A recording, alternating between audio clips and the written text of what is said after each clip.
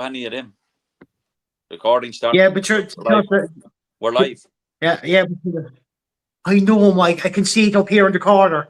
Okay. Don't worry, I know we're live. All right, okay. Ladies and gentlemen, welcome to Mauls, Balls and All the Breakdown. We are live on YouTube, on ruckthis.ie and Facebook, and of course we're also in the Irish Rugby Banter group as well. Tonight we have Matt Boland joining us and Mike Reedy. Mike, you have a shout out to give as well, don't you? I'd like to give a shout out to Nina Ormond on winning the 1B Division 1B AIL Division 1B final on Saturday, and so qualifying for the Division 1A for next season. First time any team from Tipperary will have played in the in Division 1A. And they also won the Munster Senior Cup this year. My old team, Nina Ormond. Well done, guys. Fair play, Mike. That's good telling you. Megan, evening to you. And let's see, we have Gregor Gallery in there. So evening to you, Gregor. Let's see, evening to Gregor. Mike, since I have you there nice and handy, Cardiff 26, Munster 21. Do we have to? We have to.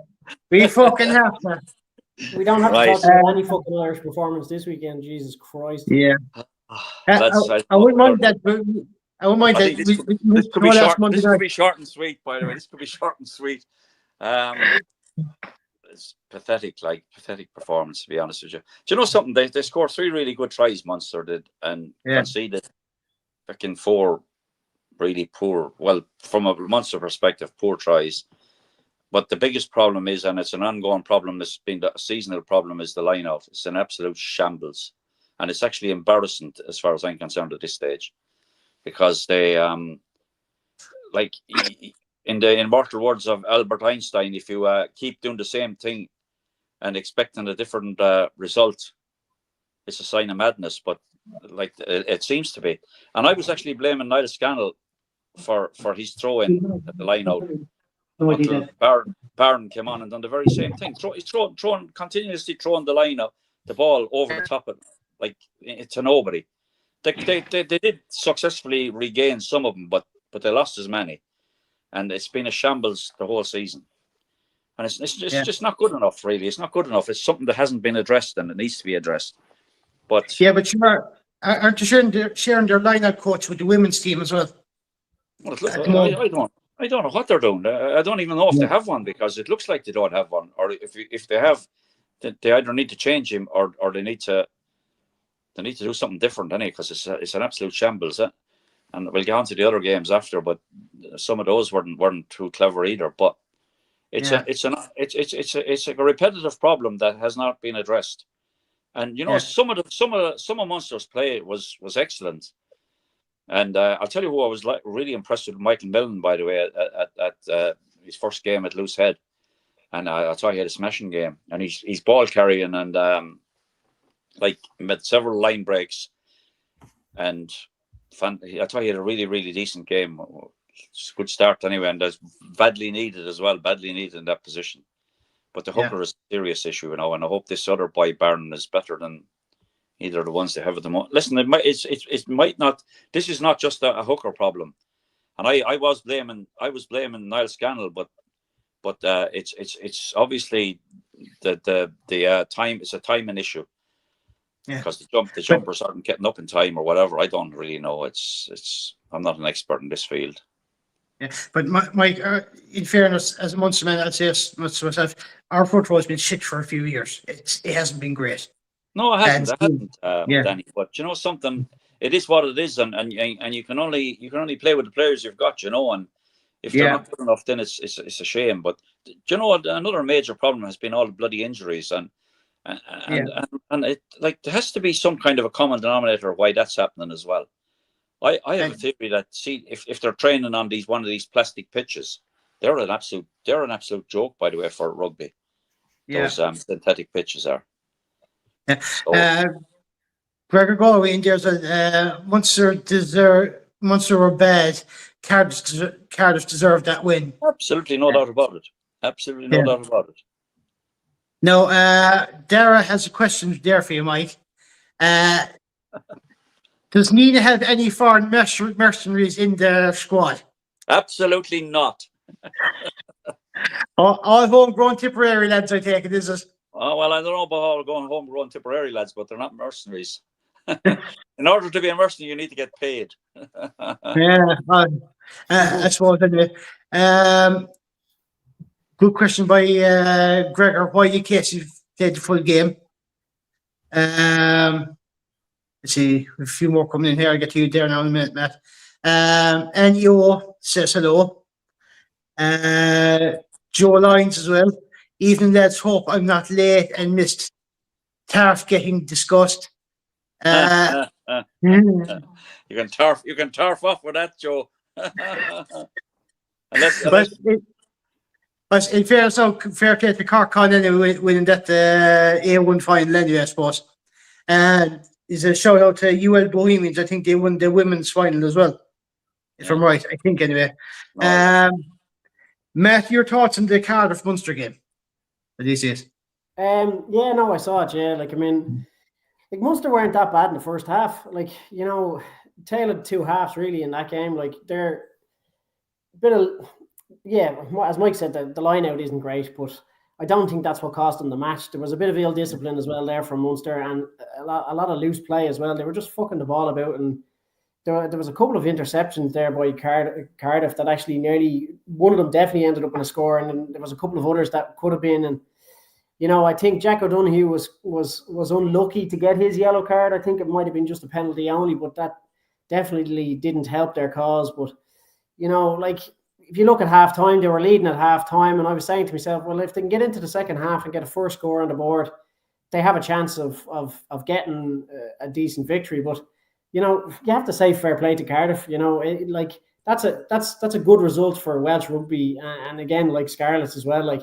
Welsh rugby has been in a really bad place for a long time, and you don't want to see that. You want to see the game developing and getting better, because it reflects on their international squad. But as much as it pains me to say, I like the fucking Irish teams are crap against the Welsh teams, but it's good in a way that the Welsh teams are coming back into it now, because they'll only get better. And I suppose like the Munster, they had the beatings of that game, they had the winnings of that game, and they've only themselves to blame for not. So look. I think they were unlucky on a few calls. Definitely that Jack O'Donoghue yellow card. I really didn't think that was penalty try at the boot as well. Yeah. So yellow card and then penalty try as well. I think that was a bit harsh. And he tried to explain it like he was coming back on the onside and he was back behind his line before he went for the ball. And I can see it from the ref's point of view, but I think it was still very harsh on him. So. The maul had actually broken away. The Welsh forward had broken away from the maul. But if you look at it again, like Jack O'Donoghue was coming back around, and he did put his hand on him before he got back on side. That was the problem. Exactly, and that's what the ref was looking at straight away. Listen, by the letter of the law, to give the yellow card and the penalty try, I think it was harsh, but definitely he wasn't doing himself any favors by making contact on his way back around the ruck. So that's basically that's unfortunately, again, like saying it was a second half collapse by Munster. Really, they had the winnings in the game, they just didn't power on.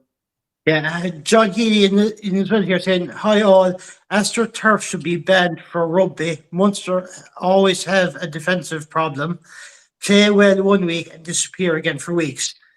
I suppose that's what they show anyway. Dara here as well saying Cork Con lost to Tar from the top field. Fair enough. I forgot who won that one anyway. Bev and Marie, rugby needs to go back how it used to be. I'm missing muddy players.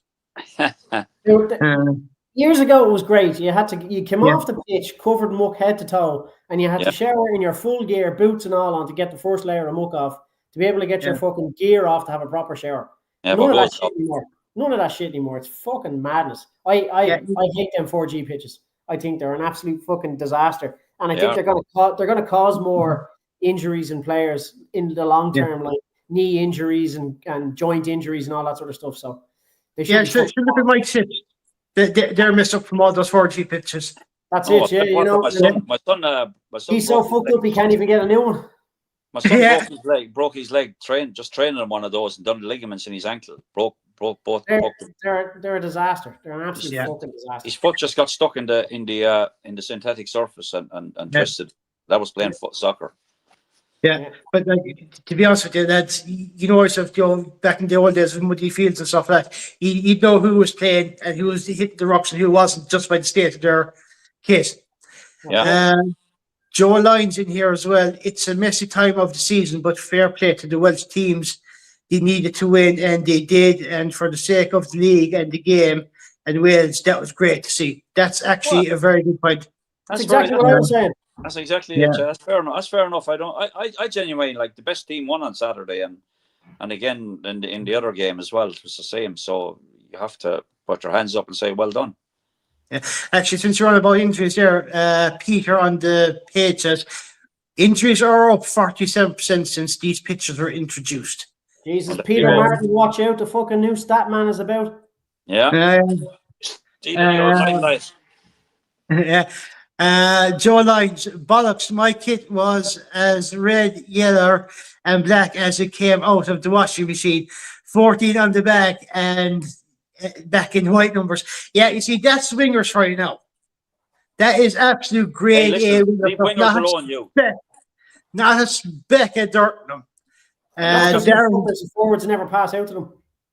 I never got tackled either. I never got tackled. I ran too quick. Always think you can get to the line from the fucking halfway and you get tackled 10 meters. I ran like a shite bag and got away without being tackled. Right, Dara, I won't ask you about that. Head into the gutter, Dara, fucking Weston, Jesus Christ. That's a sight no one wants to see. 5G pitches have tried the art of streaking, so they have. I don't want to see that. Definitely Weston, not. I don't want to see that. I don't even want to picture that now. By the way, you streaking on a 5G pitch or any G pitch. Yeah, it brings a whole new meaning to the term woodburn. And I'm not talking about the player. Matt will come to you in this one. Scotland 26, Ireland 19 in the Women's Six Nations. Last game of that one. I did watch it, and like the girls were good, but I think their handling again let them down in this game. Scotland were there for the taking, I think, and again their handling and the discipline. And I think when what's the girl's name? Oh, Dorothy Wall went off injured. I think that was a big loss for them as well. So, but look, I mean, it wasn't the end to the campaign they wanted, but they're still in a fucking good place. There's a lot to come from that team, and they got 2 out of 3 away wins, which is pretty fucking phenomenal. And their home fixtures were against England and France, and we know how good they are. So I mean, they're definitely improving. I think they might be disappointed with that result away to Scotland, because I think they feel they could have beaten it, and by the looks of them on the day, they should have. There was some pretty class play, like that breakaway try for Costigan's try at the start was absolutely phenomenal. The scrum half, I can't think of her name, she's a double barrel name. Scott McCabe. That's the one, yeah, Scott McCabe. Yeah, she was phenomenal. There was a lot of good players. That girl Clohessy, Peter Clohessy's daughter, came on for her first cap. So that was very impressive. But yeah, look, I think that was the one that got away from them. Really do, Matt, I think Claire Devney, one of our admins, said that Scuffle McCabe was actually was on the Garda Westmanstown team, the same team that Claire is on as well. Now, I'm not sure if they play together, but I think she came through the ranks there as well anyway. So, very good. Nice little link there anyway.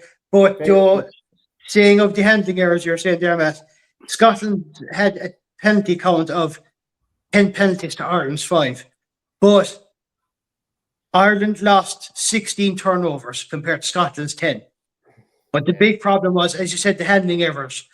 13 by Scotland, 27 by Ireland. There you go. So, you know, like, yeah. And that was the killer of them in the French game as well, you know. And Yeah. they seem to get it right in the next few games, but it just crept in again there at the weekend, which is not good. And I'd say Scott McMahon now would be disappointed with that. But look, I mean, it's a good campaign by them overall. You know, I mean, they're way up on what they were in the last couple of years. So, you know, massive kudos to the girls, and they're only going to get better, as I said. And there's a big World Cup for them this year, is it? This year, is it? This year, yeah. This year, September, so, yeah. Yeah, so August, September, that'll be massive for them, and you know, I think they'll put on a good show as well for us. Yeah, considering they failed to qualify for the last one as well. Yeah, exactly. Scotland are in our group as well. Yeah, and like no better time to get the redemption for the loss in the Six Nations. That'll be the key game for them, I'd say. Yeah. Mike, your thoughts on the Scotland-Ireland game? I was absolutely gutted, if I'm honest. Gutted. Yeah. Because we definitely left it after us. Now, Scotland were good out wide, you know, on the left wing particularly. Anna McGann was a big loss on the right wing for us. I don't know whether she was injured or whether she was. But the big problem in the last two games, Erin King getting injured at the breakdown, we got absolutely mullered because she wasn't there, and Aoife Wafer was missing again Saturday as well. Yeah. It's difficult, like, and then we lost Dorothy Wall. It's very difficult to account for those and they are three serious quality players. Yeah. Like, and to lose, especially if Wafer was on for player of the tournament, and she obviously was injured in the Wales game, but I was gutted. Like, we had so much possession in the first half and just kept churning, as you say, giving it away, you know, and we didn't come away with any points, you know, and we shouldn't. There was an interception, which was an absolutely outstanding defense from Eve Higgins. She stopped it just under our posts. An outstanding tackle and to turn the ball over in the process. Unbelievable. But we let that one get away, lads, no doubt about it. And I was really gutted from, because they deserve. My sister came over for the game. Actually, they were over in Edinburgh for the game, but I was gutted from, because I would have gone if I was fit to go. But they're definitely heading in the right direction. It's been that put a slight dampener on the Six Nations for us, but we have to say the improvement has been absolutely massive. Like, we should have beaten France, lads. Let's be honest. We should have beaten France. We had a chance to beat them in the first game. If their handling was on point that game, they would have won. Yeah. Like the handling against Scotland, there was the two games that got away from them, you know. Yeah, and we were only 2 points behind at half time against England. So, you know, they ran away a bit in the second half because they brought on their so-called bomb squad, and like, we don't have that kind of depth on our bench. Not yet. But I'll tell you one thing: we used 3 different scrum halves in the course of the Six Nations, so we did, and every one of them are outstanding. We have very good players. Now, we could have Dan O'Brien could do with a bit of a break some of the time, and he didn't start with Stacey Flood at full back either Saturday. She made a massive difference when she came on. Eve Higgins came on as well and made the difference. But we lost 2 players to injury as well in the first half, which is not ideal, you know. Yeah. And Scotland, in fairness, fair play to Scotland, by the way, they got their chance and they took it. Yeah, even though they might have the best of squad anyway, but there are some of the stats that stood out for me as well anyway. A few more comments coming in anyway. We have Joe Line saying, I did once get dirt on my knees, but that was pre-game photo and I was made kneel in front. It was a shocking experience for me anyway. Yeah, I wouldn't that. Yeah, I can imagine your friendly back like that anyway. Joe Lyons, again, think the important games for us were the French and English games and how we matched up against them. They were the benchmark, and based on our performance in them games, it was a successful campaign. It was because without a doubt. Yeah, but like, I wouldn't mind, but England just beat France by 1 point as well on Saturday to claim their game as well anyway. And the fact that we still ended up in 3rd place, even with 2 losses. Though, I have to say, I think Scott Berman has done an absolutely outstanding job since he's come in. He Yeah. really has. And I was really impressed with what he said after the French game. He said, listen, like, because the grand old adage, you know, was a glorious defeat and all this nonsense. We weren't here for glorious defeat. We were here to win the game, and we felt we were good enough to win. And I think they were. He was right. They were good enough to win the game, and unfortunately, it didn't happen. But they're heading in the right direction, lads. From where they were even 1 year ago, it's a massive upturn, and we'll be better in the World Cup. Yeah, Gregor is in with 2 comments, and first one there is, isn't there warm-up games? Yeah, there's 2 warm-up games right in August for the women's team. I think one's in Musgrave Park, and the other one then is in Ravenhill. I can't remember the teams anyway, but I think one of them is against Scotland, all right. I can't remember which fixture that one is in anyway. I thought we were playing Scotland in the World Cup, are we not? No, because I think who's in our group in the World Cup is New Zealand, Spain, and Canada, I think. They're the 3 teams in our group. No, Japan is in. We have Japan. No, I don't think we won't have Canada and New Zealand, surely. Japan, Spain, New Zealand, is it? Japan, Spain, New Zealand. Yeah. Right, okay. And that's not. Let's, you know, something. We beat New Zealand in Canada last year, so yeah, they'll remember that. Yeah, and Joe, we've beaten Spain as well. Spain, I think, actually beat us there in the qualifier back in 21. So there's a bit of history there, and the women's first ever international tour, I think was it 2 or 3 years ago. That was actually against Japan. So there's a lot of little bits of history in there. Yeah, we're miles away from where we were in 2021 or even 2023 for that matter. We're miles ahead of where we were then. Yeah, I'm not sure either of those teams have improved to the same extent. Like, I think Ireland are the most improved team in the world probably in the last 2 years. Yeah, no, I was actually talking to Zakiya there. She's actually going to be a guest on our show Thursday night. I think she was saying recently that a lot of the All Black or the Black Ferns team that won the World Cup was in 2022 in the delayed World Cup. A lot of them have either retired, moved on, or switched over to the league as well. Yeah. So, it wasn't exactly the team that won the World Cup that we beat. No. A win over New Zealand is a win over New Zealand. Absolutely. I don't care who they put out on the pitch. Yeah. I genuinely don't, because they're never going to be a bad team, regardless of who you're playing against. And it's a major play for our lads, our ladies. Yeah. Matt, if you have a chance there, can you check how many times the women's New Zealand team have won the Rugby World Cup? I think you swear it's 5 or 6 times already, I think. Yeah, let me check now. Yeah. England, they beat England in the final last year. They shouldn't have. They did, yeah. As far as I remember, since 91, England have been in every Women's World Cup final, bar one, I think. They've lost a few. Yeah, they've only won it once, though, but as far as I know, they've been in every final, if I'm right. So, geez, they're a serious unit of a team. I see Woodman is back. It's probably Portia Woodman. I think that's the first name off my head anyway that I can think of when I see that name. Yeah. Yeah.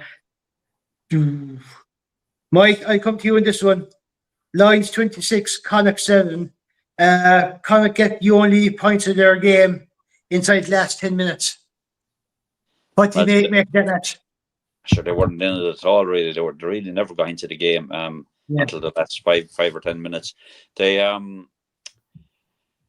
the winger, the left winger, Van der Merwe or something is his name, Eddie Van der Merwe for the Lions. What the fucking speedster he is, lads. We really need somebody people like that, you know.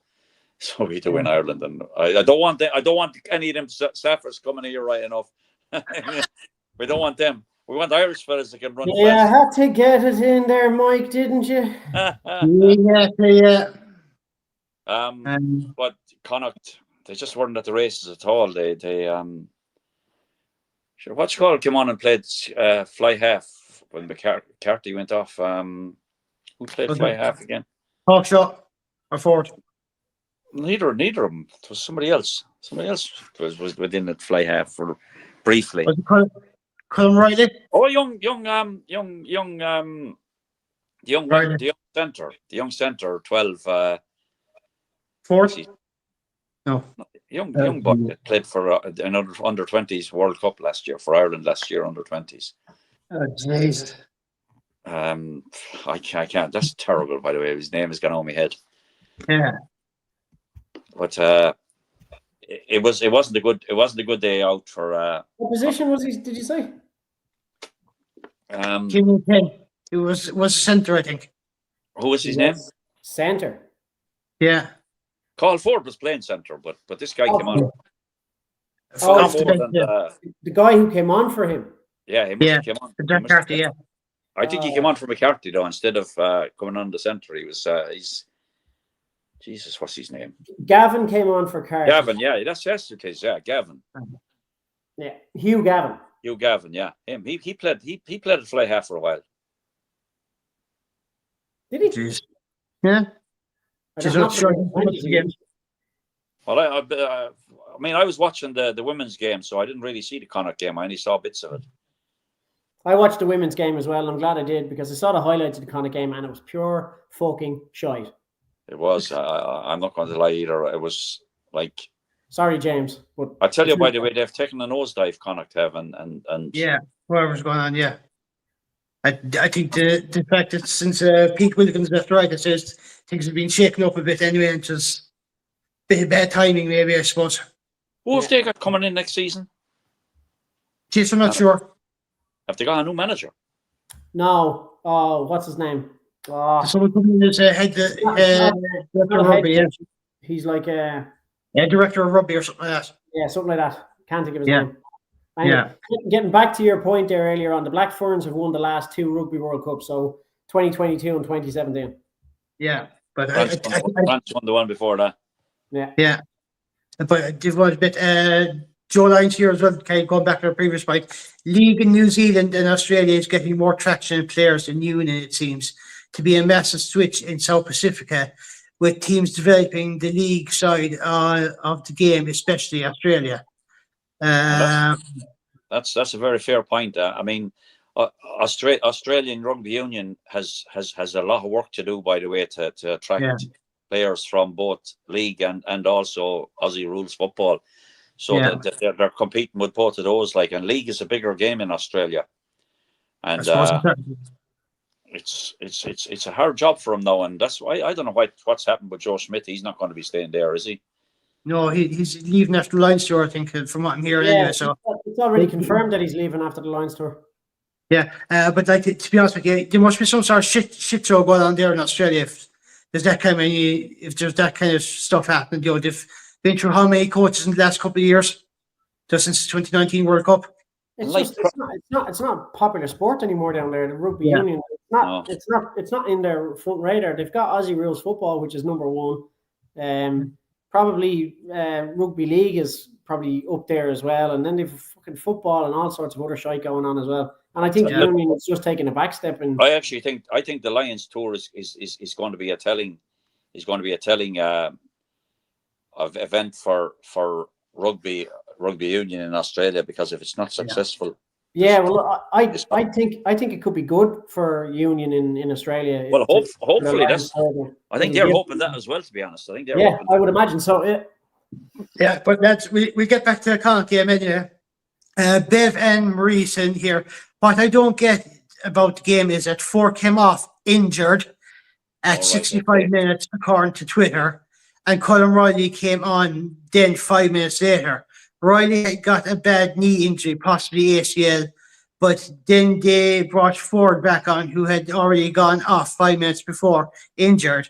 So they played the system as it was, a tactical sub and not injury. Not that it made a difference. Connacht seemed to not want to be there from the start. Well, that's the impression I got from the bit I've seen of it now.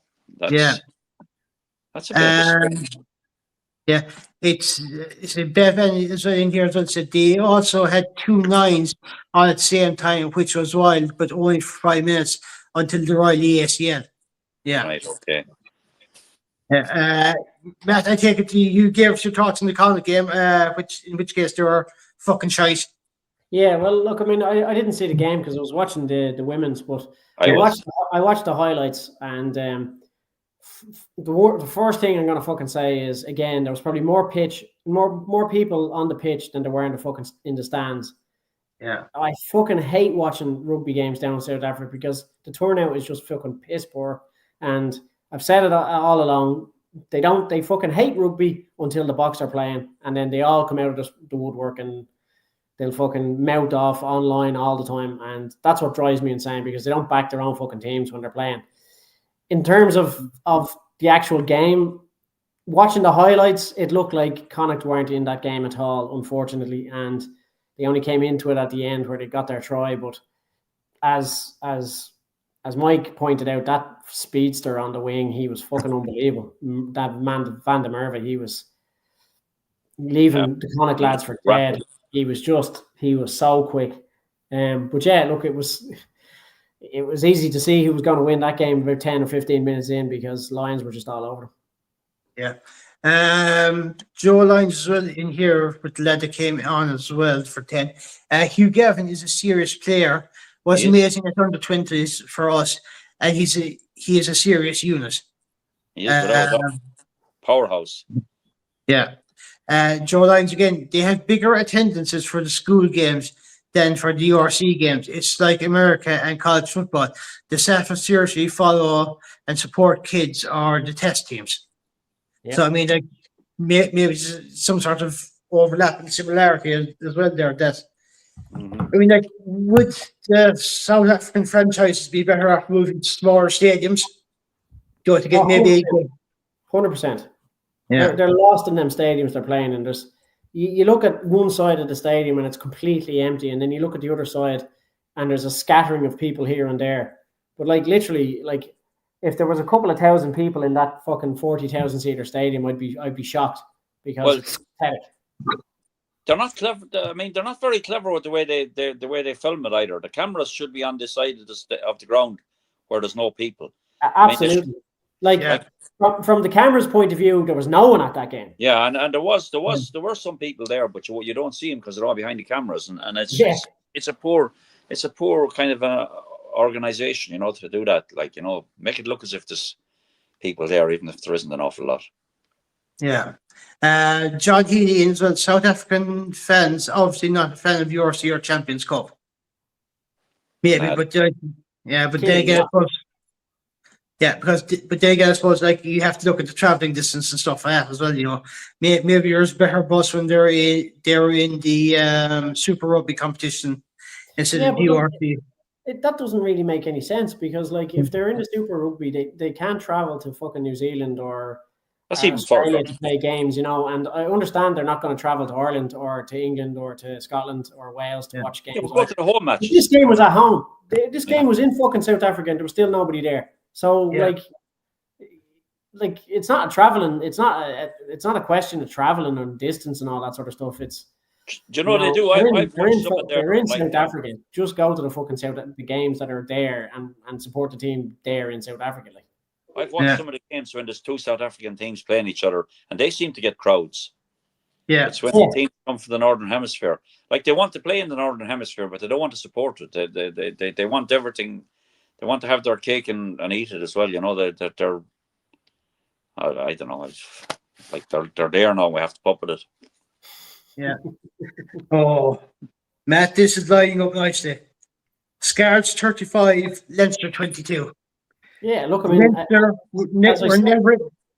Sorry, as I said at the start, like I hate to see like teams lose to any of the provinces lose to Wales, but that's a good result for Welsh rugby. And for one, I'm fucking delighted that they're actually getting into form. You look at Scarlets v Leinster, like Scarlets were all over Leinster, but you got to look like that was a full strength Scarlets team and probably a third strength Leinster team.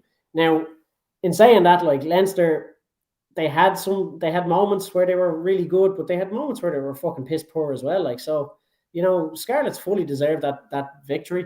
I watched it. It was hard to watch at times. Like, they kind of got themselves back into the game at half time, or at a half. They were only down by 7, and I thought, like, if they come out in the first half and the second half and get that first score again, it levels up the team, and Scarlets will probably get a bit nervy then, because they'll be like, shit, Leinster are fucking coming back into it. But I just don't think they deserved it on the day.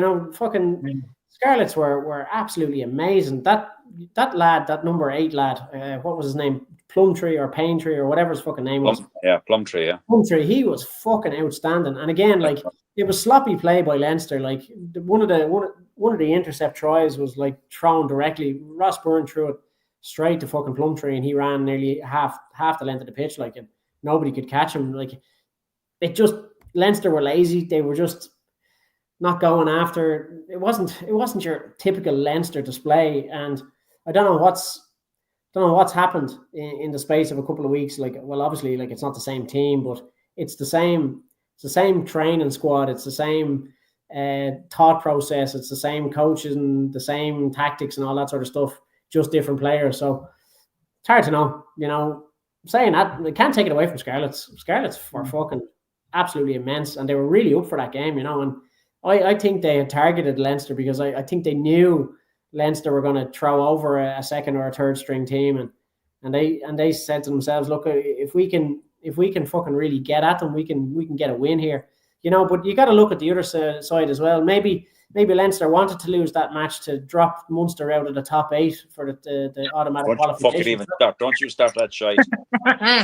I knew the minute I heard that. I knew you were looking for a wind up, you bollocks. Sure, I couldn't resist. Fucking I know. I was half expecting it as well, though. I saw the result.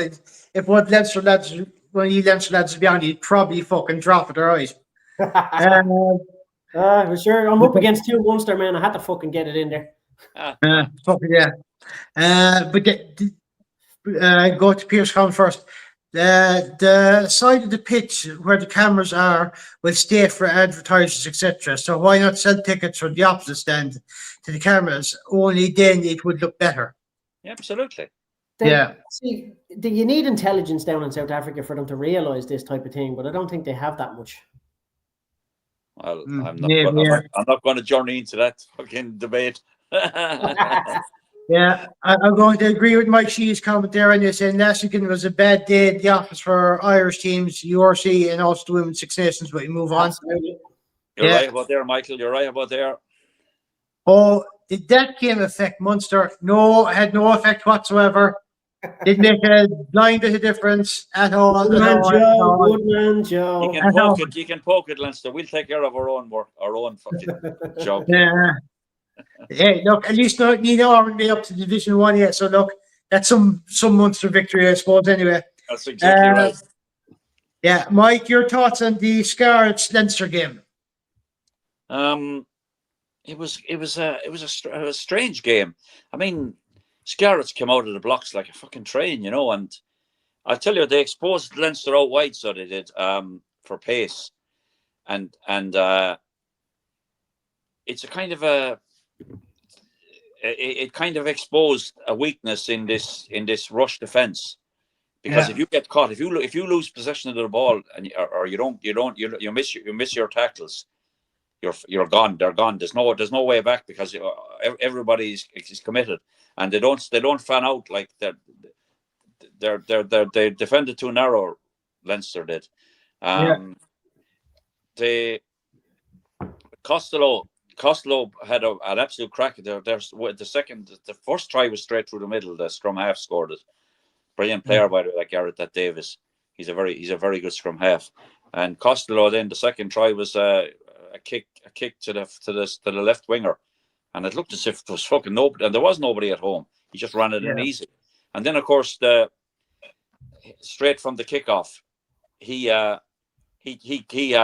caught the ball again, Costello, and took a sidestep, and it was blocked. It was blocked down. I can't remember who blocked it down, but Jamie Osborne ran in a try from the block down, and that put Leinster back in the game now. And it didn't look up to them as if they were. It looked as if they could get away from them. And in the second half, unfortunately, it did. But again, you know, it was like the Munster game. Scarlets were up for it, like, and really wanted to win that game, and they put a team out. They put a team out. Like, I mean, Falatau had he had a massive run down the left wing for the first try, actually, and they passed it inside. It was an impressive display from them, and they have some quick players as well. So they have. There's a few. I thought Fintan Gunn played pretty well at scrum half, and I actually thought Ross Byrne did okay, apart from one intercepted. He threw a ball and was intercepted, and they scored a try from it.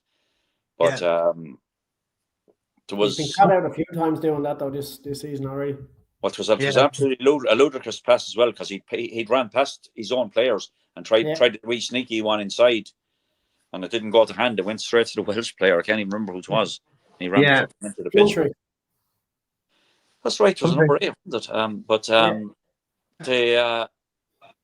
They were like fair play to the Scarlets, you know, and they turned Ulster over earlier in the season as well, didn't they? From a 19-0 down to come back to win 21-19 or something like that in the second half. But Leinster, it gives them food for thought. You know, some of the players maybe are not quite there yet. I was impressed with Culhane, though. I thought he had a very, very good game when he came on. He only came on as well. I thought he played. Or did he start at 4? There was a couple of good performances on the Leinster side, but just as an overall, I think he outshone Ryan Baird, if I'm honest. You know, in the Boiler House, Ryan Baird, when he came on, he played well when he came on, but you know, it was good to see. Like as you said, James Culhane played really well. There was a couple of other players that were they were okay. Like, they weren't great, but they weren't bad either. Like, so I thought Jimmy O'Brien never got into the game at all. No, Tommy O'Brien was a loss. No, why wasn't he? Why didn't he start in the wing? I have no idea. It was Andrew Osborne started on the other wing, wasn't it? Yeah. I tell you, the forwards, Soroka and Connors, they both had a good name until Connors got injured. Soroka looks a really, really, really good player, by the way. He's got a future, that boy, and he can, because he went into the second row as well. He can play back row or lock, you know, as well. He's a good player. Yeah, absolutely. The two brothers are both good players. Yeah. Peter saying here, one swallow and all that, but Wales still shite. I'll ask you this as I come to you. We're trying to big him up here, and you're puncturing the Take what that bollock says with a pinch of salt. Fucking hell, he's just reverse what he said. Just reverse what he said. 100%. Ask him for a fucking prediction and put your house on the opposite of what he says. Yeah. One question. I'll come to you on this, Mike. Do you think it was a necessary loss or a wake-up call for Leinster? That's There's no such thing as a necessary loss. I'm sorry. I don't buy into that fucking theory. Yeah. Sorry. But nobody goes out to lose any game, and if they do, they shouldn't even be playing the sport. It's as simple as that. But do you think it's a bit of a wake-up call for them for something to... Absolutely, it's a wake-up call. Even though they had a massively understrength side, and let's be honest, nobody that played in that game will play against Northampton in a week's time. Or is it 100%. Yeah. I don't think so. Anyway, nah. I mean, that being said, now there's a few guys knocking on the door. I really, like I said about young Fintan Gunn, I think he's the future scrum half for Leinster. He has to be, because McGrath is nearly done, and Gibson Park is probably another couple of years, but he's going to be on the way now. His age is against him. But they had the other young boy came on as well at scrum half. He's not Foley's Foley. He had an intercepted. I think there's an intercepted try score from him and all Saturday, or was there? Maybe I'm raving now, but there's still green shoots there. Like there's plenty of players that put their hand up maybe next season, but I have to be honest. I don't think Frawley is a full back. By the way, I genuinely don't think he's a full back. I don't think he has the pace for starters.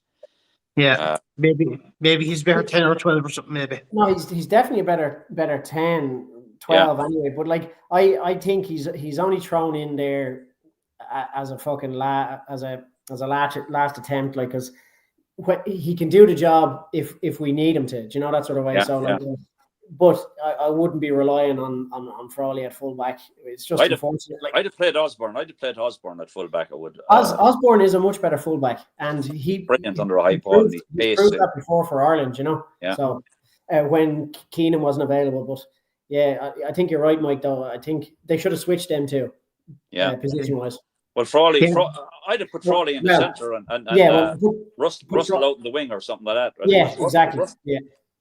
But you know what? We don't get paid to pick the team, but just have an opinion about it. I mean, they obviously watch the guys training, so they know what they're capable of. But I think Kieran now is probably lacking a bit of pace for a fullback. Yeah. But excellent player, the all-round player. Yeah, Joe Lyons makes a good comment here. Forcing the passes a few were thrown that should never have gone, but that was pressured by Scarlets. Another big mistake was the makeup of the team all season. We've had a mix of regular players, and this game they were all new as a unit, so no continuity. I can get exactly what he's saying. Absolutely. Joe Lyons in here again, and completely agree with him. But the Dynamite down, Burke. Let's see. There's another comment there by Joe. 1 minute, I'll get for you. There. Was it? No. Put the high note down, Burke. That I actually agree with anyway. Oh yeah, here it is. Joe Lyons again. Is now a good time to point out that 11 of the Munster squad have come through Leinster. I mean, 11 that came. Can Munster even find 11 players from Cork? In time, Irish. Mike. They're Irish. That's all I care about. I don't care where they come from. I don't care where they come from on the island. Yeah. Another Mike in here, Mr. Sheedy, this time, given it's a great game, few minutes to go. Nina RC, some win after a Munster Cup as well. Great season for Nina and RC, other teams too. I didn't give him a shout out, Mike, when you obviously weren't watching when I gave him a shout out. Probably joined there, right? You have to join on time, Mike. Now get your shit together. He was late. Yeah, once you watch the start of it, you'll see it then. All right, don't worry. Lads, Mike, I'll come to you in this one as well. Last game of the night. Ulster 19, Sharks 22. Ulster up 19-0 after 30 minutes. And then imploded. What can you say? Fucking typical Ulster is what I'm saying. Sorry, Gregor, but that's the way their whole season was going. I thought they moved on from that fucking snatching defeat from the jaws of victory. They were outstanding in the first half. Jacob Stockdale had a brilliant game. He scored. He was running riot almost, and then it all went pear shaped again. Like they just lost their way again. It was fucking dire to see, by the way. And I thought we were going to come. It looked as if they were going to be comfortable winners in the game, and I wouldn't have expected that prior to kickoff from the Sharks. But they had the measure of them, and they gave away silly scores. But I don't know. It's hard. There's no green shoots at all from an Ulster perspective. I thought Watchcott had a decent game at scrum half. Actually, Doak. I thought he was all right. I thought Jack Murphy was, he scored a try in that, but I thought Postlewaite took his try well.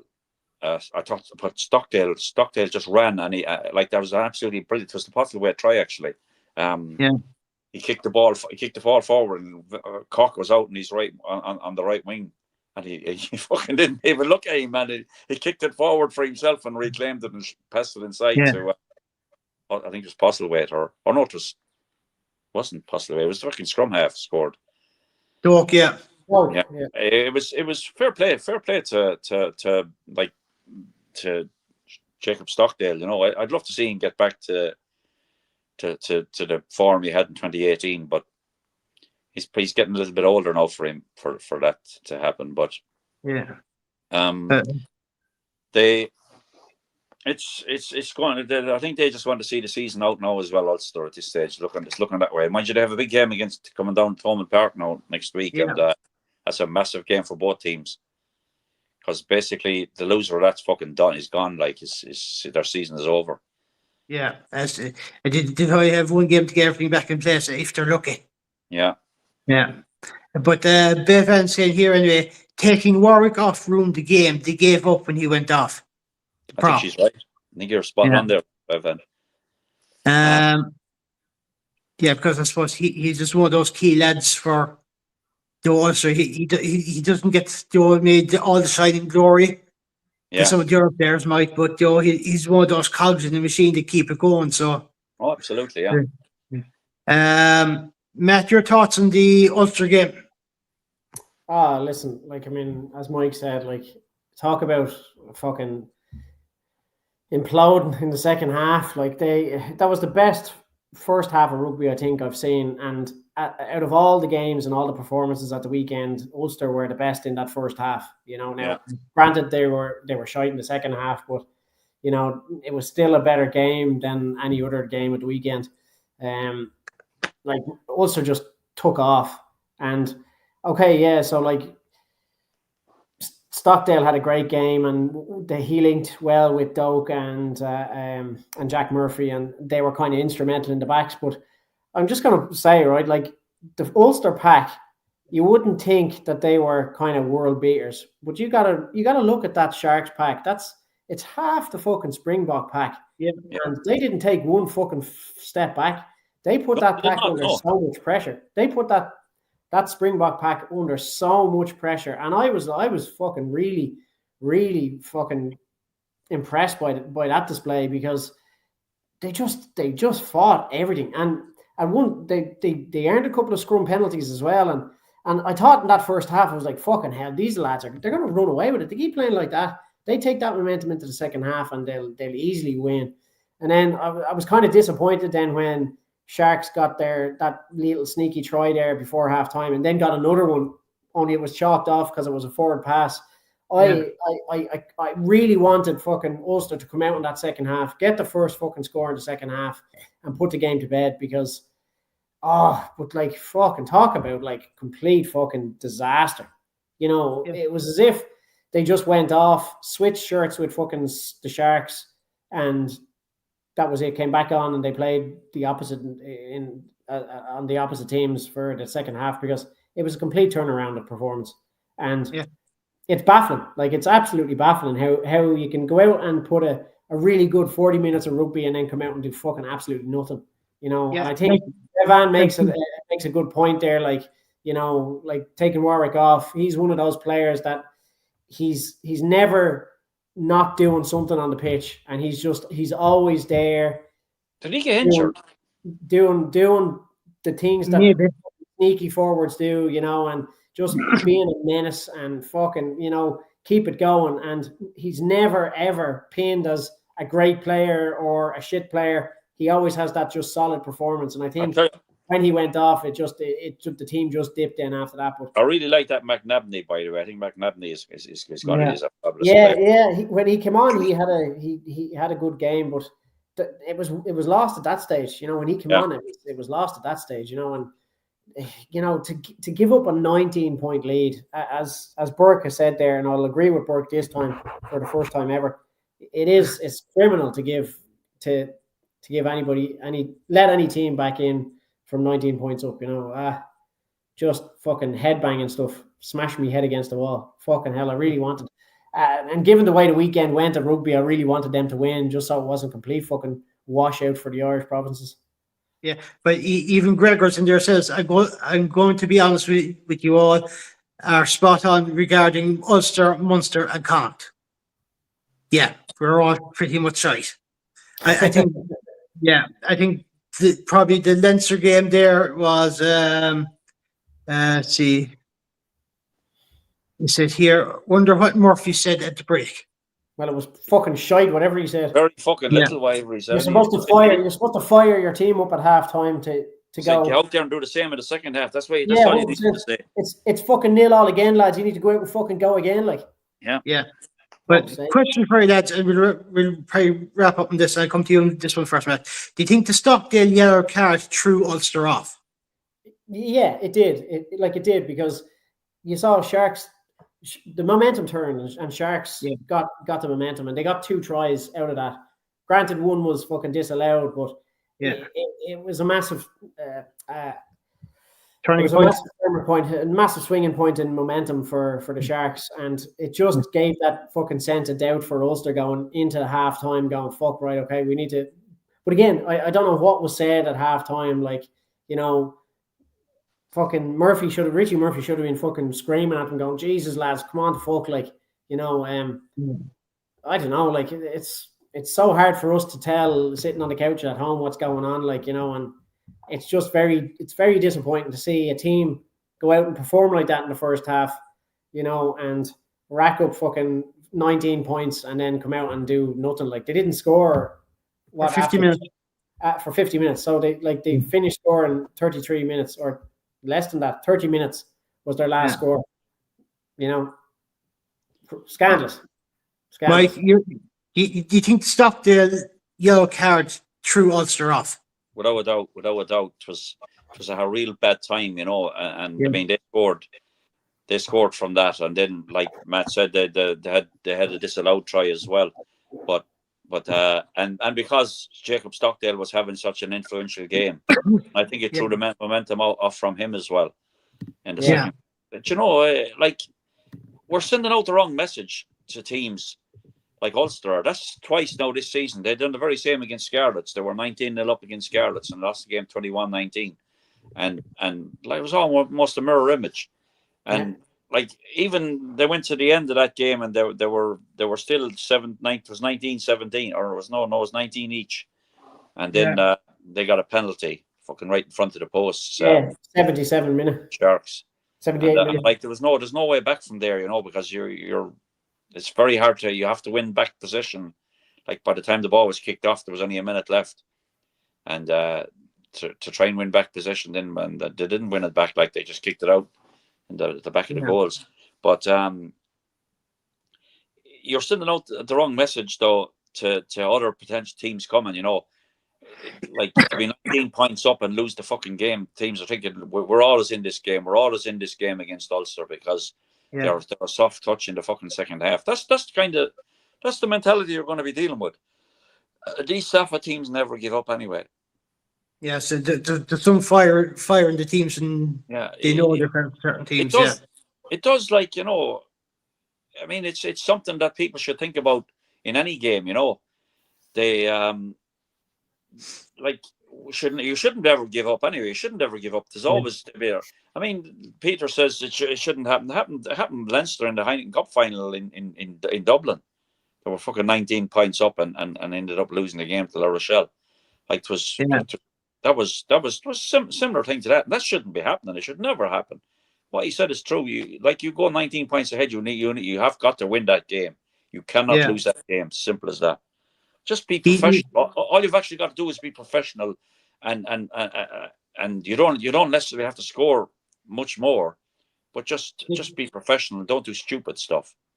Yeah, and just take 3 points penalties, drop goals. Yeah, that's all you need to do, and keep the defence side anyway. It's Leinster and Northampton the weekend, isn't it? Yeah. Matt, who do you think will win that game? You'd expect Leinster to bounce back. I mean, it's going to be a totally different fucking squad. Like, it'll be 23 different players, maybe 22 or 21 or 22 different players.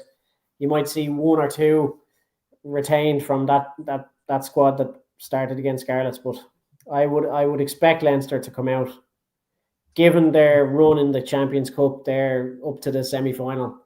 You know, not conceding a point in 2.5 games, and I would suggest a completely different Leinster side and a completely different mentality, and whether or not they just took their eye off the URC to concentrate on the Champions Cup, I don't know, but it's a possibility, you know. there was no starting players in that squad there at the weekend, which is not good either, because they're not getting the game time either. So but look, you got to look at the Champions Cup games up to now, and anybody would have to fancy Leinster going into that game against Northampton.